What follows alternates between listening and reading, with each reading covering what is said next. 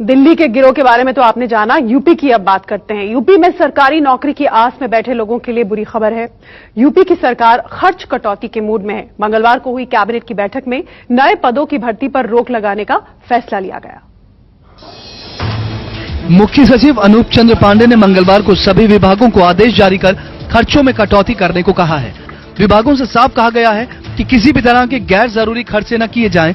सरकार ने बिना जरूरत नए पदों को मंजूर करने के साथ आउटसोर्सिंग से ही काम चलाने के निर्देश दिए हैं। चिकित्सा और पुलिस विभाग को छोड़कर किसी विभाग में नए पद स्वीकृत नहीं किए जाएंगे।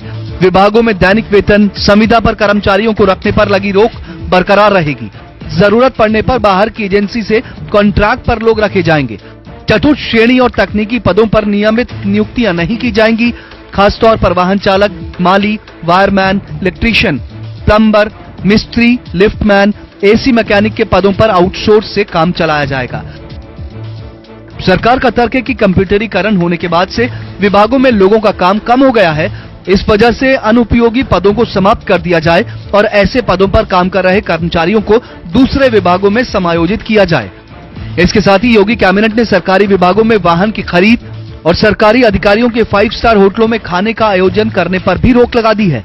कैबिनेट के फैसले के अनुसार अब अधिकारी सरकारी काम के लिए यात्रा भी इकोनॉमी क्लास से ही कर सकेंगे। बीजेपी कह रही है ऐतिहासिक कदम है।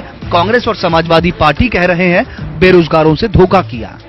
आप जब 2017 के इलेक्शन लड़ रहे थे तो चिल्ला चिल्ला के आप बोल रहे थे कि हम आएंगे तो रोजगार देंगे, और आते आपने रोजगार में कटौती करनी शुरू कर दी। तो आप स्पष्ट करिए कि आप रोजगार की बात कर रहे हैं या रोजगार को कम करने की बात कर रहे हैं? निश्चित रूप से उत्तर प्रदेश के अंदर जो सरकारी पैसा है वो उत्तर प्रदेश की जनता का पैसा है और जनता के पैसे का दुरुपयोग नहीं होना चाहिए। जनता का पैसे का इस्तेमाल जनता की भलाई के लिए होना चाहिए।